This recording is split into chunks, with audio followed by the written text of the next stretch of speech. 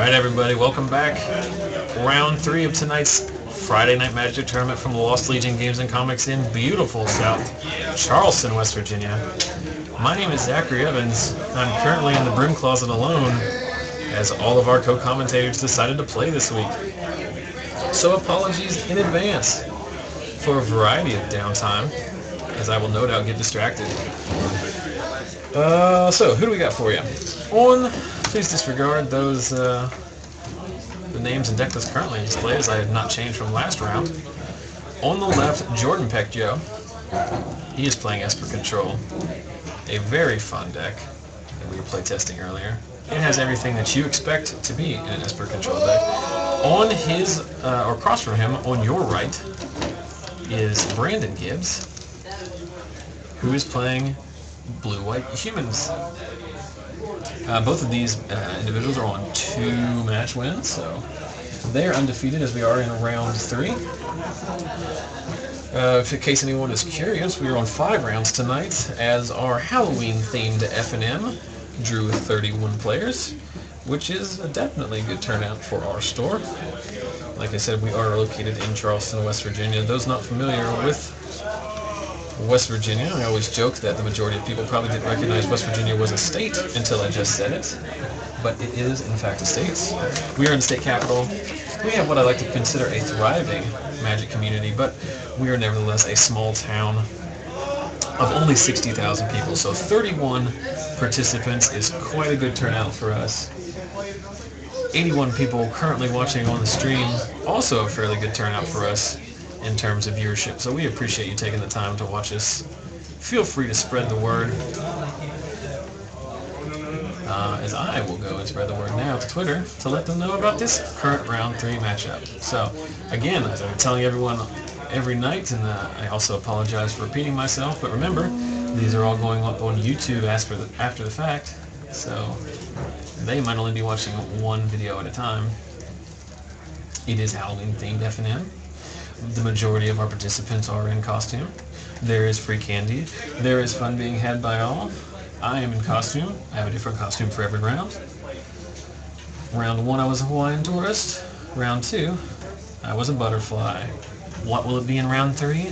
You'll have to wait till the end of the round to find out. But again, it is self-deprecating. And who doesn't like self-deprecating humor?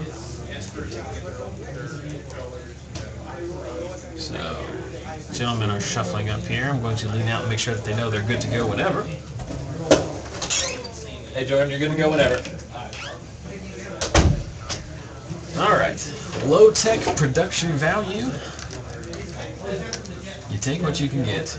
So, both of these players, some of our more competitive players, as we see them start off the game with our usual, traditional rock, paper, scissors, as we see Paper Tiger take out Rock Lobster. How can you win your own playset? Simply follow us on Twitter. Zach Sells Magic is the name. At the break of this round, or after the round, I will post a tweet that says we're giving away these Rock Lobsters and Paper Tigers. All you have to do is follow me, retweet that, and you'll be entered in a drawing for a chance to win. We'll draw that next week. Also stick around. We are giving away a foil promo Restoration Angel, probably also later on in this round or next round. That will require you to go to our Facebook page. But more importantly, on to the game here, as we see a turn 1 War Falcon out of the Humans deck, and Drago from the control deck, which is probably mostly what we will see out of it.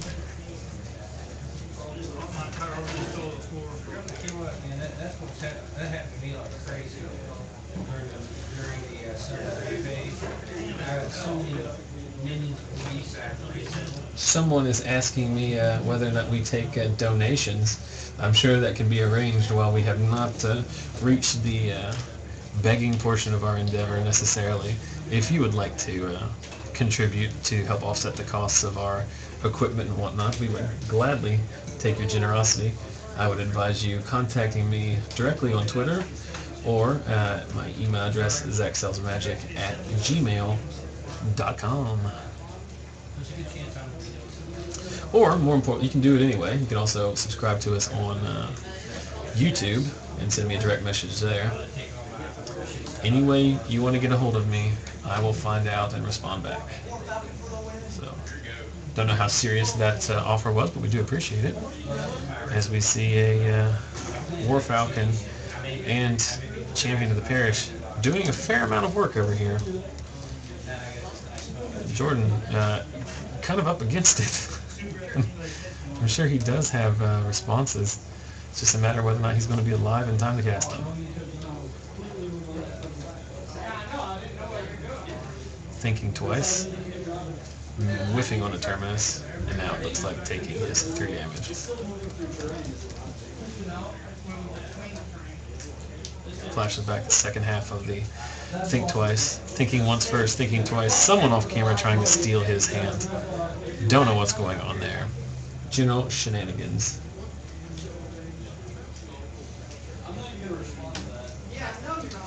Someone asking about the origins of the, as we see a miracle. I got distracted by the chat, and we saw a miracle terminus. I can't see Jordan's hand. This looks like a Jace. There it is. So Jordan, low on life, but against the humans deck, in pretty good shape, as we see the -1 ability come down. Very important, as now the Restoration Angel cannot kill it by itself, although the Knight of Glory in his hand will give him the Exalted trigger. He needs to take it down. People are asking about the origins of my name. Zack Sells Magic was my branding for back when I was a very proactive secondary market retailer. I currently don't do that as much, so for the betterment of the store, I do not necessarily sell magic anymore. Looking for my YouTube account, simply search for Zack Sells Magic, youtube.com/user/Zack Sells Magic. Literally every form of social media, if you search for Zack Sells Magic, that is me. So he just chooses not to get in there with, not to attack Jace. Chooses to go after Jordan.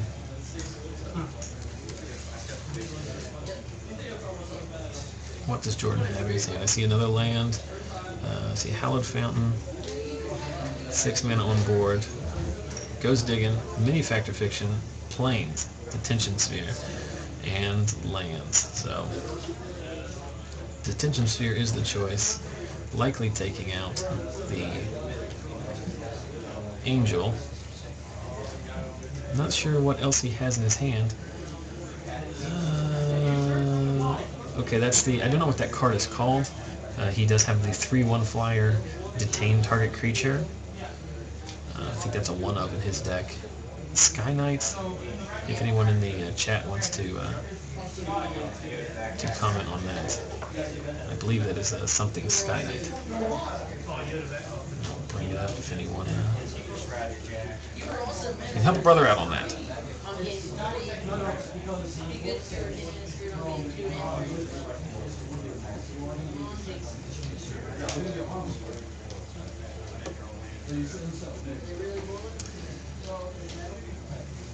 Leo Sky Knight is the answer, thanks to stream regular just DZ Justin for helping us out there. A very interesting choice. I know he only plays one of these, but it is still a interesting. It often it's a good way of dealing with planeswalkers as well. See a Terminus come down now. Not sure if I brought this up.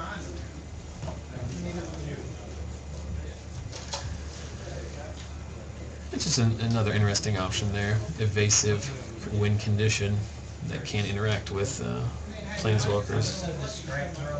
So Brandon has a fistful of cards here. Jordan's still searching for a win condition. I see an Angel Serenity in his hand, which will likely come down now.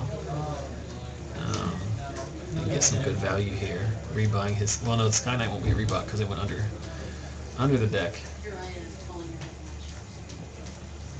I cannot see what he drew, but 7 mana means Angel Serenity.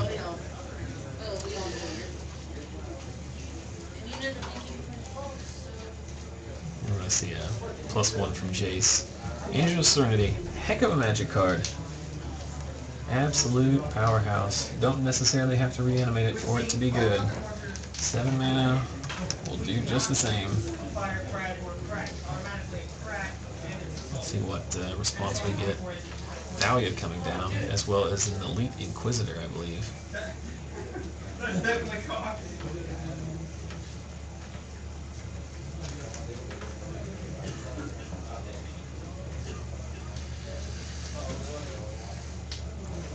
So, Jordan at 6 life, 4 power on board. See him go digging here. Fact of Fiction, Azorius Charm, Think Twice. Very interesting here. The non-chosen cards will go under in the bottom of Jordan's library, so the Think Twice won't give him value either way. We call them mini Fact or Fiction, but it is not actually a Fact or Fiction. They do go under the library.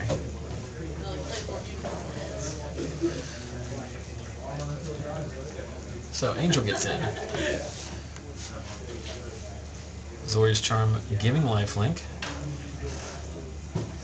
Drops Brandon to 15, but more importantly gets Jordan back up to 11.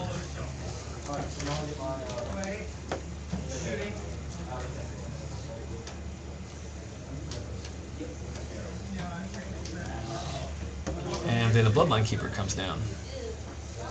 Bloodline Keeper, very interesting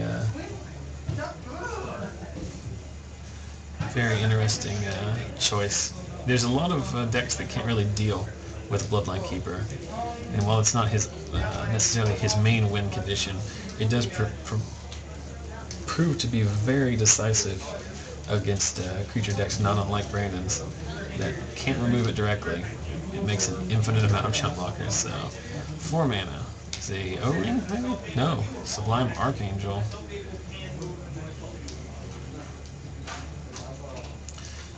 So it gets in with the Vigilant Elite Inquisitor. 1, 2, 3, 4, 5 should be the answer. Dropping Jordan to 6.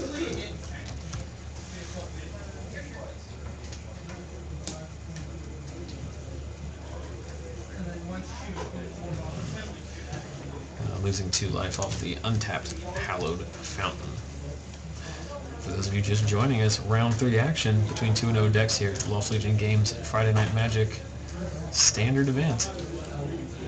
See another Jace Architect of Thought activation. Nearly the same split. Just slightly different land. Another Azorius Charm for Jordan. He did miss, it looks like he did miss his Bloodline Keeper trigger, which is unfortunate, but part of the game. So now he's deciding what to do here.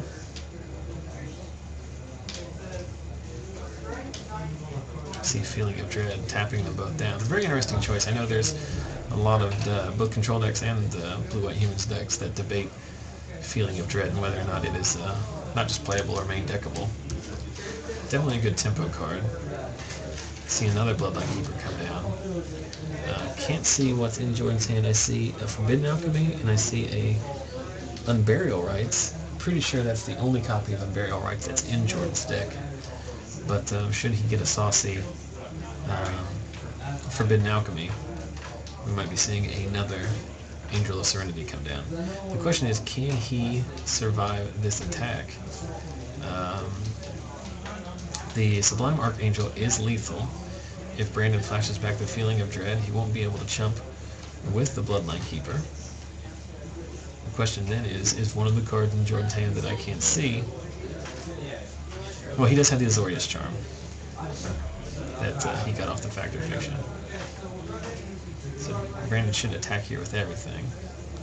1, 2, 3, 4. I assume the it does have the Azorius Charm, right? Yeah. So Charms on the Archangel. Put on top mode. Should take 4, dropping him to 2. Let's see if he remembers his triggers here. No, he does not.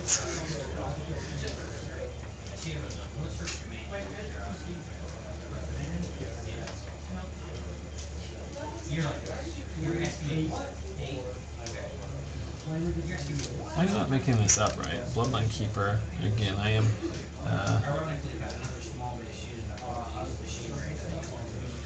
Oh no, he has to tap and activate it. I'm just stupid. That's the answer to that question.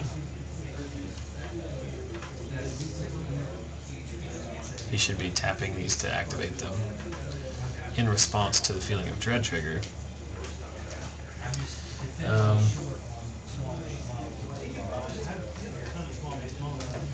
Some question there about whether or not Brandon could have afforded the Feeling of Dread because of the Thalia. To be perfectly honest, I do not remember the exact game state of what he had untapped the previous turn.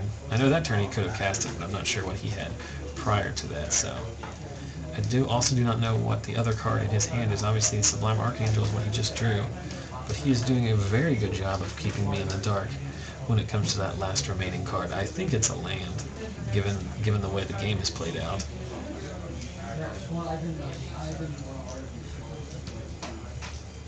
We get a block there from the Angel of Serenity, and he does activate and mix 2 bat tokens this turn.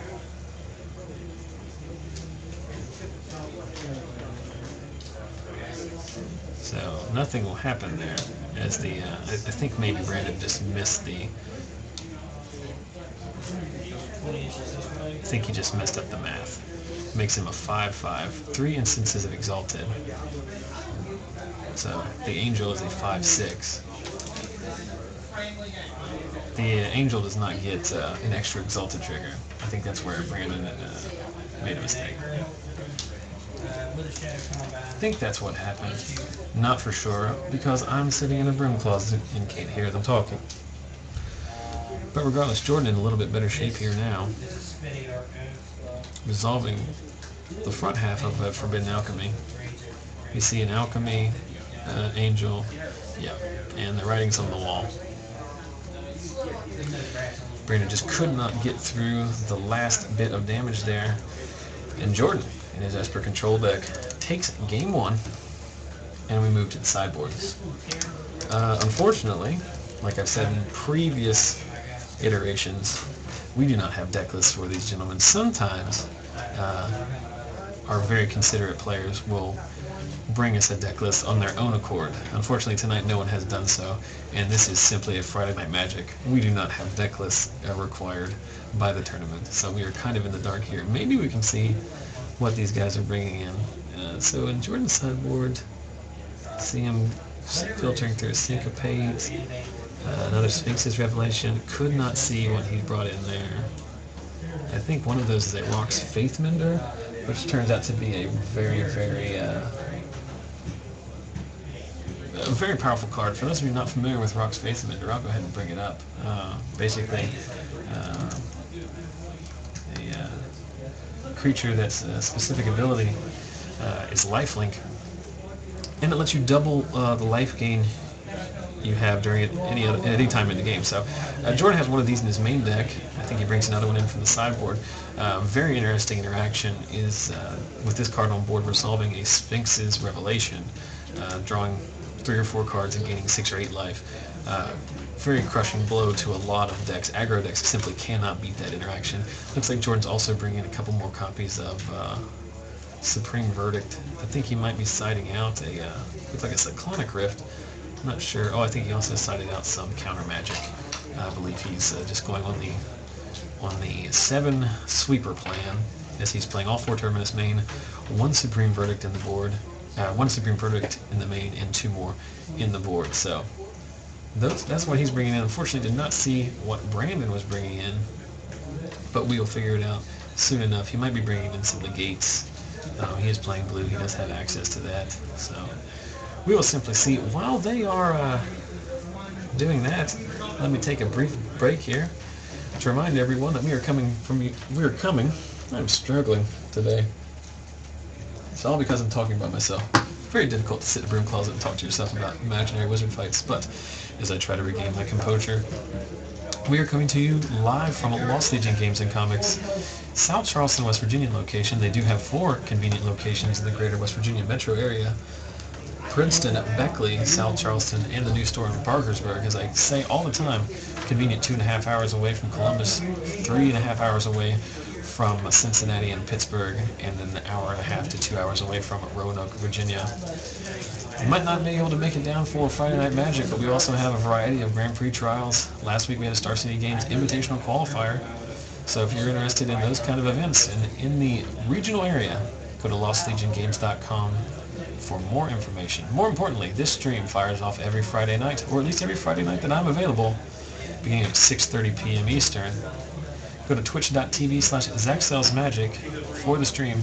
And for anyone watching, please, we encourage you to follow us on Twitch. It's very simple. Below the video, there's a little gearbox. You click on it. Follow is one of the options. That subscribes you to our channel, and anytime our channel goes live, unless you have altered your settings, it will send you an email notification. So if, for example, we have something unplanned, like on Wednesday of this week when we had a Legacy event, we streamed that as well. A happy surprise for everyone. Also, since there are some questions in the chat about how they can get in touch with us, my handle is ZachSellsMagic on all of these forms of social media. I just talked about Twitch, but you can go to YouTube, youtube.com/user/ZachSellsMagic. That is the home of all of the archive footage from our stream. This, again, our 9th week of production, including 8 standard FNMs, 1 Return to Ravnica launch party draft, including a hand cam. You can watch Max Turner make his picks, as well as watch the 3 rounds and 2 drafts. You can also check us out on Twitter, at ZachSellsMagic there. You can chat with me during the week, and like I said earlier, if you want to get in on our weekly giveaway, earn your own play set of rock, paper, scissors card from Unglued, definitely check us out on Twitter and look for that giveaway tweet. Facebook.com/ZachSellsMagic. I've mentioned before, it's Halloween theme FNM. Most of our participants are in costume. We're having a good time here tonight.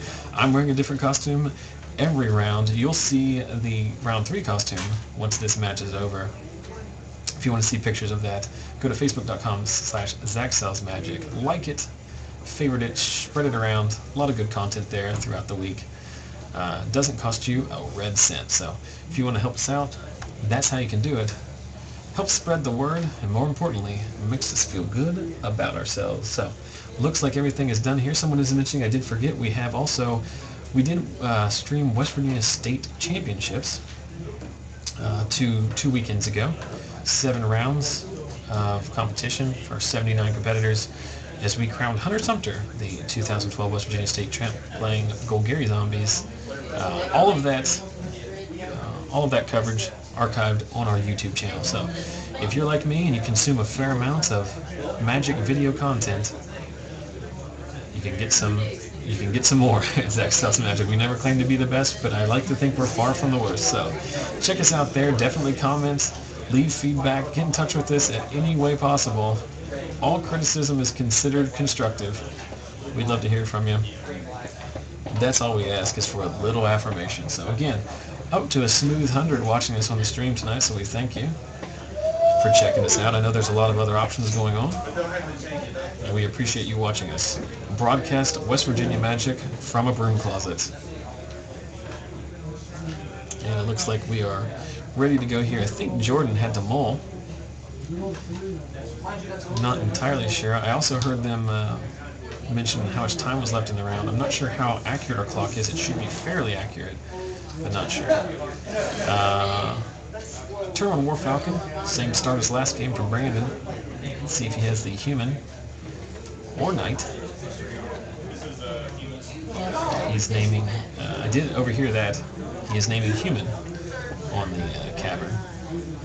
As we see, literally the exact same start as last game. Turn 1, War Falcon. Turn 2, Champion of the Parish. Pretty good start.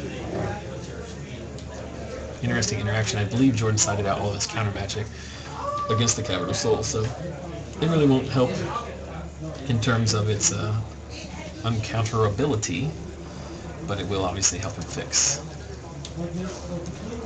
Silver Bay Paladin threatening to make this game over very quickly, pairing it with the War Falcon. Champion pumps up, so we take 2 double striking makes 4 from the Falcon, 6 total from the 2 creatures. Jordan on a 2-turn clock. He could possibly be on a 1-turn clock based on the number of humans Brandon plays the next turn. So No detention sphere, no O-ring, just a pass. Jordan may be trying to cast a think twice on Brandon's turn in Miracle of Terminus. Not sure.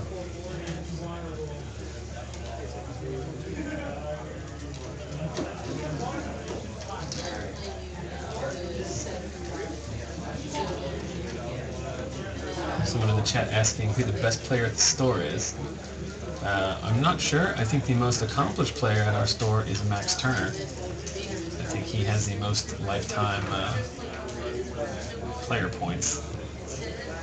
I'm not sure if he's played on the camera tonight. He did visit us in round 2 in the commentary booth. But if you go to our Facebook page, 3 out of the 4 highlights of the week have been Max Turner in past weeks. So he's an accomplished one. So Jordan really up against it here. Similar start in game 1, but not nearly the... So here's Supreme Verdict.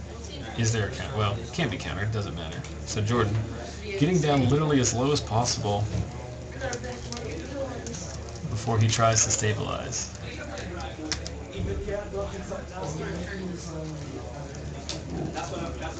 We see a Geist of St. Traff, which will end the game very shortly, blanking the majority of Jordan's spot removal. Not the majority of it, all of it. O-Ring's no good now. Detention Sphere is no good now. A creature to chump block is no good now. He needs a Terminus. He needs a Supreme Verdict. He needs to draw an answer. Think twice during upkeep. And he can't do it.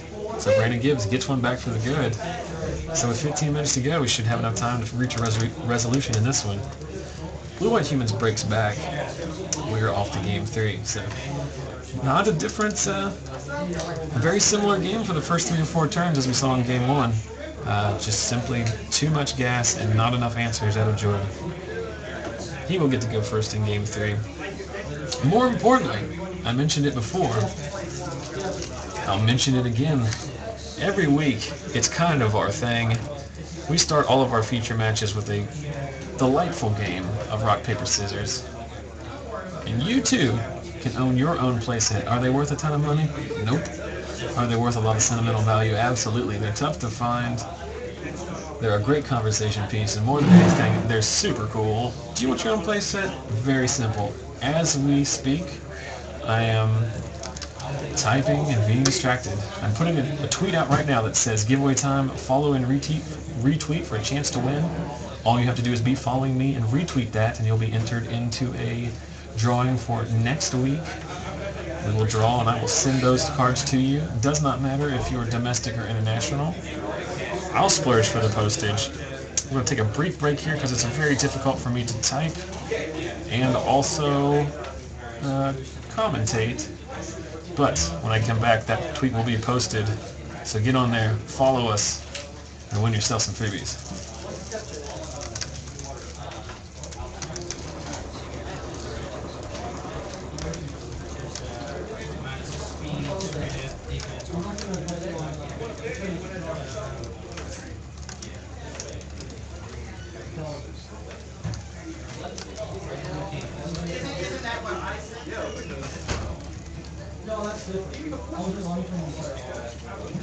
And it's not.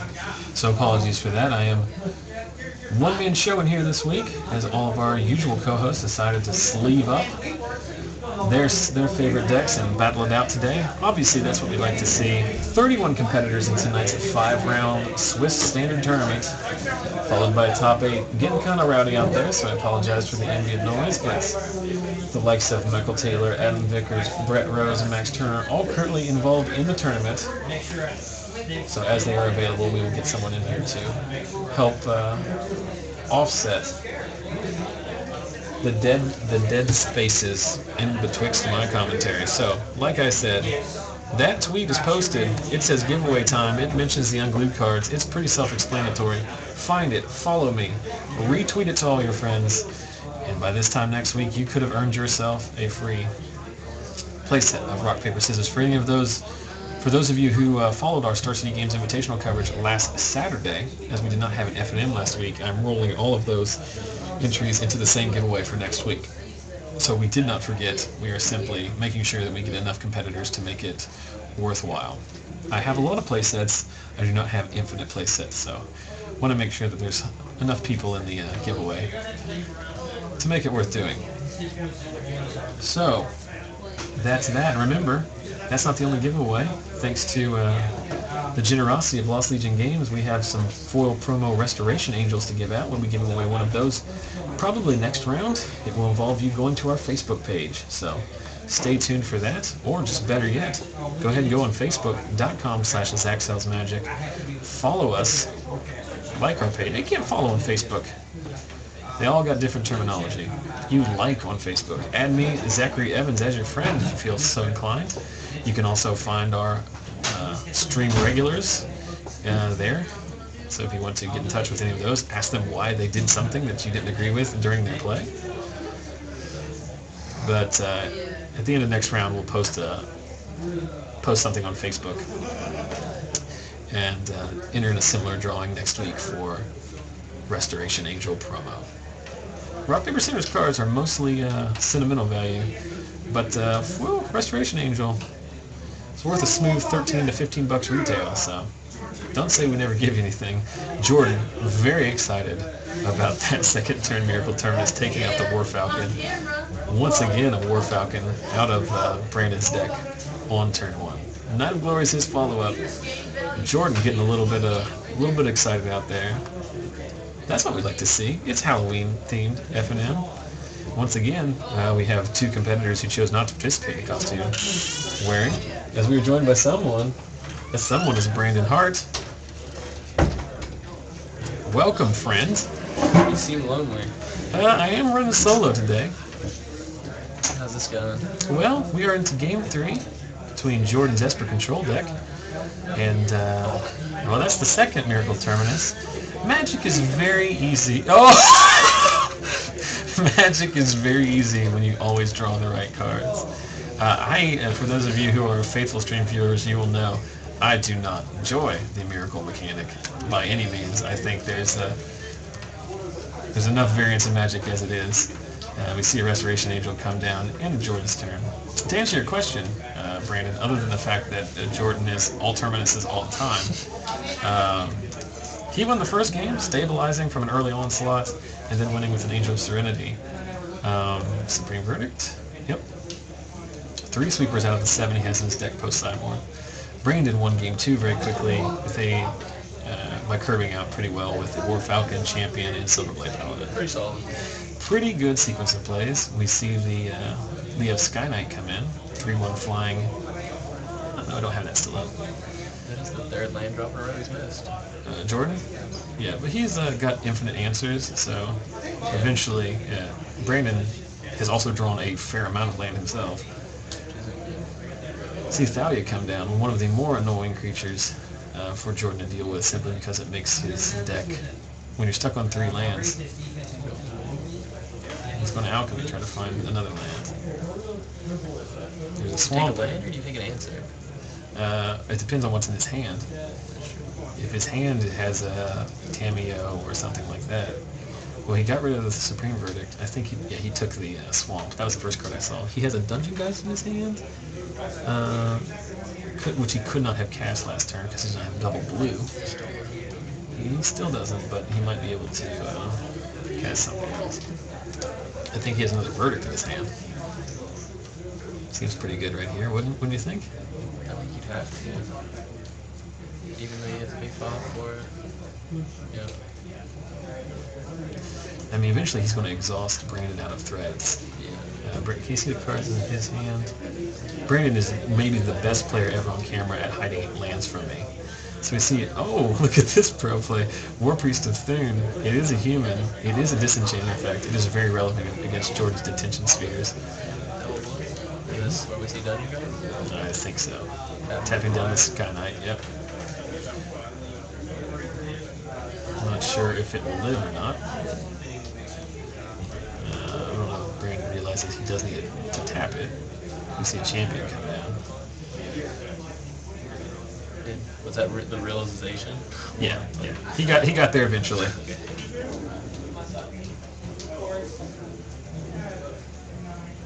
Who's this guy? Who's Sam Swisher? Yeah, he's a Justin. That's actually a friend of mine from college. His name is Justin Dulzonizer. He will love, no doubt, hearing getting some pop on here. He is actually the editor of legitmtg.com. So there's a inadvertent but welcome plug for John Medina's website, as we see the best Angel of Serenity that I've ever seen on the stream, clearing out Brandon's board. I feel like that might have just took the game. That will probably get there. Brandon is one of those land. It looks like a full art Zendikar land. It's one of them. He has 2 cards in his hand. I joined the Legacy Open and watched the end of it. Yeah, we did have a Wednesday night Legacy tournament. It was not the greatest. I'm not sure we will stream it in the future, simply because it's a lot of work, and a lot of our players. Hey, JB. A lot of our players, as I've been missing the live totals here. I apologize. Well, you can go back and watch the Legacy coverage. It's not up on YouTube just yet. It will go up this weekend. A lot of people borrowed decks. That's what I was noticing. Yeah, we were just trying to start. You got to start somewhere. Yeah. So there was a lot of decks in the field piloted by inexperienced pilots. So some of the play was a little bit weak. I'm surprised you didn't play.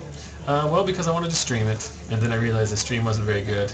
And next week, I think I'm out of town next week, but I will start be playing. If we get to the point where there's enough people and enough people familiar with their decks, then we might stream it again. I was gonna play it, but I don't sideboard. Yeah, you can. 15 Islands is a good enough sideboard. More importantly, back to the game which we've ignored. It seemed kind of inevitable once the Angel of Serenity came down. And no surprise, it was the answer that Jordan needed. Jordan Pectyo takes game 3 of round 3, moves to 3-0. I feel like aggro decks can't handle Angel of Serenity in the least bit. As we now, this happens every time. There's 100 of you watching. Yeah, Justin recommending we use 1 Squire. That's an inside joke. I believe from Star City Games regular contributor and Justin's personal friend, Brian Braun-Duin, who is known to put 1 Squire in his Legacy sideboard just as a fun inside joke. When you're good enough to use the 15th slot for garbage, you can do that. I can't do that. But more importantly, we're going to switch back to our studio cam. It is Halloween themed. What is my costume this time? I'm a guy that just got out of the shower. I'm wearing a bathrobe, and I have a shower cap on, and I have rubber duckies. So far tonight we've seen Hawaiian Tourists, we've seen Butterfly, and we've seen now a guy who just got out of the shower. We've still got round 4 costume, round 5 costume, and as previously mentioned, I will commentate the entire top 8 dressed as a giant Twinkie. If you don't know what a Twinkie is, you can Google it. It's not a euphemism, it's an actual product. It's a piece of cake filled with cream. Earlier we did have some debate on the chat as to whether I was just going to dress up as a twink, which I thought was both funny and slightly emasculating. Someone asking if the next costume will be hot girl wearing next to nothing. No, we can, however, flash the postage stream favorite. For those of you who've been watching in the past, you'll remember this. The infamous Elf Boo poster, which used to be hanging on the wall, but we took down because at various points over several of our streams, any of our studio discussion just integrated in the chat to people talking about the Elf Boo poster. So now I roll it up, I keep it stuck away, I bring it out for only special occasions. Halloween FNM, definitely a special occasion. Brandon, Blue Up said you didn't participate in the costume. Did you dress up as a 19-year-old? Chipotle. Oh, you dressed up as an off the clock Chipotle. No, not Chipotle. Qdoba employee. So I actually left work and came here. I changed at work and came here.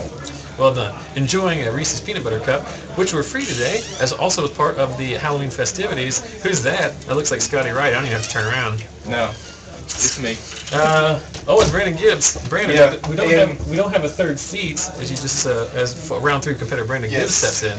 Game 1, I made a really bad play mistake. Okay. Which I should have swung into the Angel. I miscounted. Okay, yeah, so we actually talked about that. Game 1, Brandon attacked with Elite Inquisitor, is that what it's called? Yeah.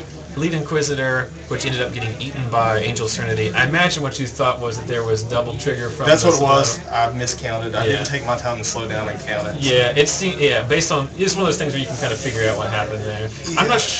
I'm not sure if it would have mattered, honestly. See, that's why I didn't feel that bad about it, because I was just like, well, whatever. There was no way. And then game 3, what?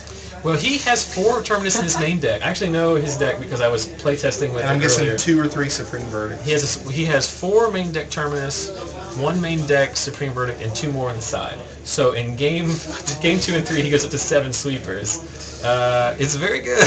Well, I mean, if I would have had... It answers Geist. That's his main thing, is that he has his sweepers is only outs to Geist, and Geist being so fast, and him only having, like, I think he plays, like, 1 or 2 Leo Sky Knights. Other than that, he has, like, no chump blockers, even.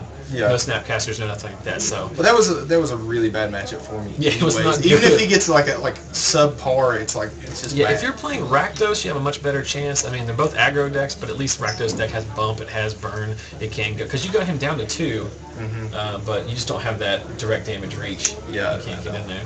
Are you playing... The blue is splashed for Geist. Is it... You play Morlin Hawk? Geist, actually no more. Some builds run 1, some run none. I just don't even run it.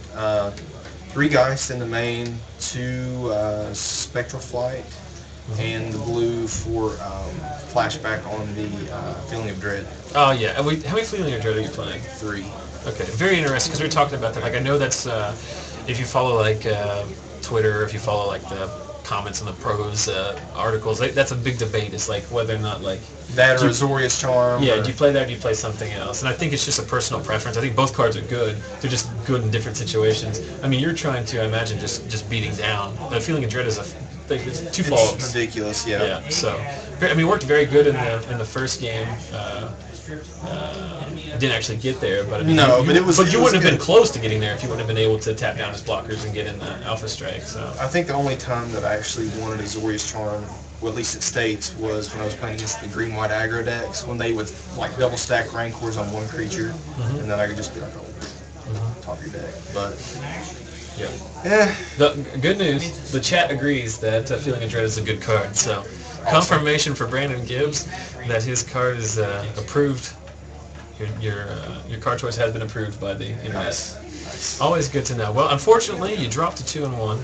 Yep. We do have 2 more rounds to go. Still very high into top 8 contention. So just I'm gonna get it around there. I love the confidence. I love the confidence. There's a lot of blue-white running around. There's a lot. Yes. There's a kid out there running main deck. I think he's running 4 main deck Encrust and 4 main deck Pacifisms. He's running like no counter. It's just creature removal. Yeah. So neither of those Ancient Geist. So true. No, when I have an extra Geist in the board. So okay. I think it's probably the best card against those decks. It was for a whole year previous to now, and I think it's still pretty good. A lot of people have forgotten about it. But anyway, we do move into round 4. Some quick business on the chat, or on the stream. Remember, give away our play set of rock, paper, scissors cards. I don't have any to show you. They're somewhere else. But if you want to win your own play set of rock, paper, scissors cards, just like Brandon Gibbs and Jordan used to start their feature match in round 3, go to Twitter right now. I just posted a tweet about the giveaway. Follow me, retweet it. Next week we draw for a winner. Also stay tuned. Round 4 we're giving away a foil promo Restoration Angel. Yeah, JB has been hooking us up with some prize support out of the because JB Roberts, manager of Lost Legion Games in South Charleston, a very upstanding Magic retailer, does not sell promotional cards as sent to him.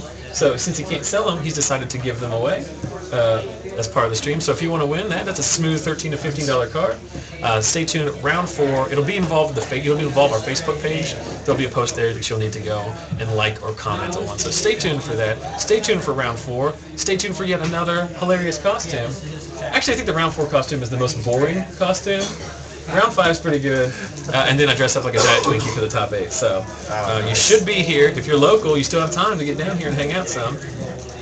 People are asking if anyone has used the event decks at FNM. Not currently, but during the Zendikar standard, we had someone top 2 with the stock Bloodghast deck. But more importantly, I've just received pairings. We're ready to fire off, so we got to get out there. So we'll be right back after these messages.